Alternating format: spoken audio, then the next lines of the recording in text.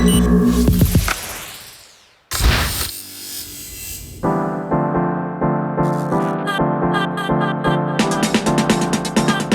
just kind of experiment until I get the sound and I know that it sounds right. A lot of the tracks are just a happy accident.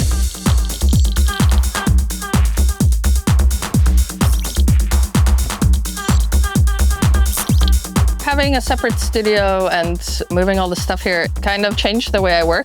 I wanted to have a separate space. It's like my little sanctuary when I'm here. I'm spending the whole day here and it's separate from my home. You know, at first when I was coming, I was like putting pressure on because it's so far, and then you have this like short amount of time to just get the ideas out.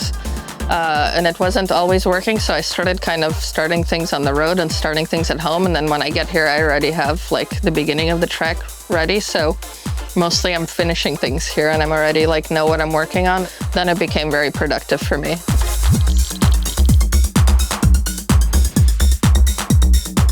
The room was like super echoey when I moved in. Even when you're talking, you can hear this tinging. So it's all from Kiss Your Ears. They make everything in Berlin. So I wanted to get it something local, and you can also choose the colors and stuff. So I was very happy about it. But yeah, it just it made it more clean and clear. I don't mix the final mixes here. I do like 99%, and then I work with Sase, with my engineer, to do like the pre-master ready stuff, because he's the best. And you know, it kind of also like enhanced my music, because I was always just a little bit short of what I wanted it to sound like, and I'm not an engineer, so I kind of gave up on that, trying to be perfect at everything, and I just work on the production here, and this made it, you know, sound clear enough where I can get it like almost to what I want, so I can bring it in for the mix downs.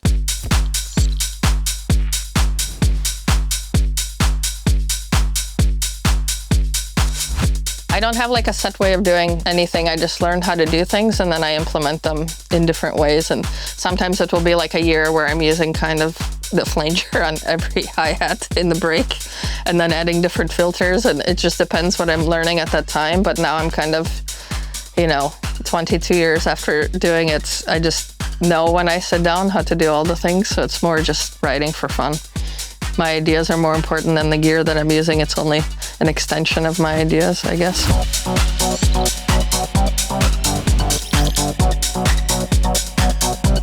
Usually, to be honest, I start with like literally like kick and clap and hi-hat, and then just start playing with the keys and seeing what happens. Once I lock in the first MIDI, or when I hear it, even if it's like a chord in Machina or something, like you get it from that first sound, or when you first find the pattern, like, okay, now I know exactly what I want on top, so now I go to the leads and I add that, and then I just keep layering before I start arranging, and then kind of go from there. And then I forgot who told me this, but he said, if you ever get stuck on arrangement, it's easier to subtract than to add, so you can just paste till the end and then subtract the sounds. So I kind of also do this, like whatever works.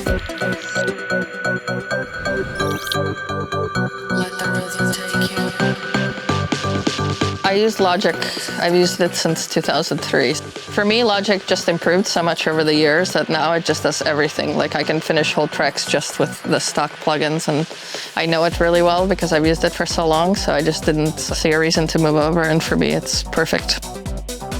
I like the plugins, I like the arrangements, I like the look of it. It does everything. There's even a stem splitter now where you can kind of use that for sampling, and I mean, the technology is amazing anyway, but it's also, you know, I appreciate that you have to buy it once and then you never have to pay for an upgrade. I think that's like also amazing for young kids because, you know, it's €200 and then you're making music professional level and you never have to do that. So I think that's also great.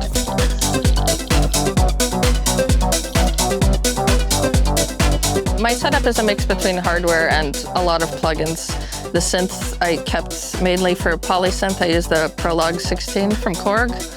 And then for bass lines, the Moog Sub 37. And then I haven't really used it that much with Arturia Microfreak. I just used it in one track for these little sounds. And then the Poly 800 just for like vintage pads and stuff like that.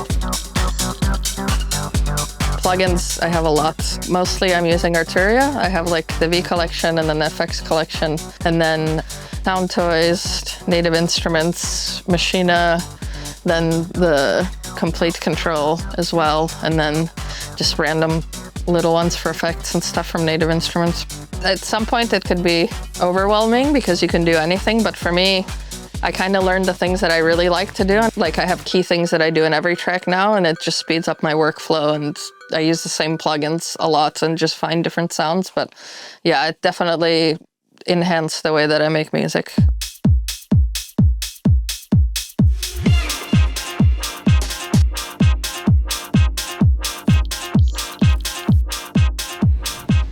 I always layer the hardware with the plugins, even if I have everything I need in the plugins. I always end up doing both because I think they also complement each other somehow. Like if you're only using plugins, sometimes it's too thin, and this adds that bit of like warmth and analog feel. And if you're only using that, sometimes it's too fat for me. You know what I mean? So I don't know, it's nice to have options. With the bass, for example, I'll get the MIDI that I want for the bass line going with the Moog. I'll record the audio, and then I'll take like the Juno plugin from Arturia, use the same MIDI, and I'll just layer it until I get the perfect bass line and the sound that I'm looking for.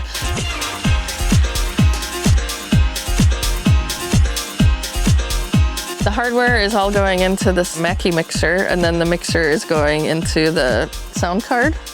And then I just create different channels for the different synths, and then I just record them one at a time, basically. Probably there's an easier way to do this, to record multiple ones. But anyway, I cannot play more than one at a time, so I'm just recording one section at a time. But yeah, everything's going through the mixer into the sound card. It's just the SSL 2 Plus. It's not super fancy, it's actually super affordable, but it sounds really very, very good. I mean, SSL knows what they're doing, and I wanted to test it because I was like, I can't believe they made something that's like 300 euro and it's really good. So I didn't even bother upgrading it because it does everything. For effects, mostly I'm using Arturia Effects Collection and then also Soundtoys. And Native Instruments, I use Replica a lot for delay. But compression, I'm using Logic mostly now because I really like the sound of their compressors. Arturia, I would say, like there's a motion plugin, I'm using that a lot, and then 4 different filters for different things on every track. And then sometimes I'm sampling my own drums that I've created, like I'll bounce the entire loop and then do different sections with different effects. So to create that kind of like in the breaks or just movement throughout the tracks. But I mean, the Arturia one I think sounds the best, and it's like everything in one. If you get the whole collection, it's pretty incredible. For drums, I like to layer, for example, like the 909 in Logic, or even a sample, like a drum loop, and then Machina, I'll just play stuff over it. And I use the Native Instruments TRK-01 for all the kicks. So I bounce the audio from the kick. I like to use audio more so in Logic, so I'm creating the patterns and then bouncing the waves and then arranging the waves and putting different, even sometimes sampling myself when it's the whole drum loop. And then that's how I do it, and like add filters and stuff to my own drums just to create different layers in different parts of the tracks.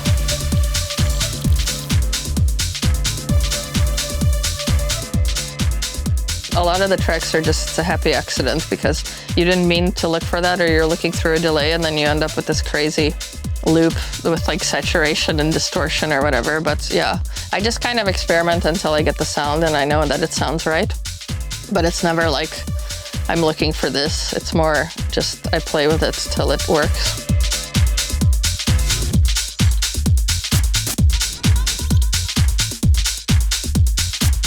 For me, my process got a lot better when I stopped kind of thinking of like conventional rules to do things and the way that I'm supposed to be working.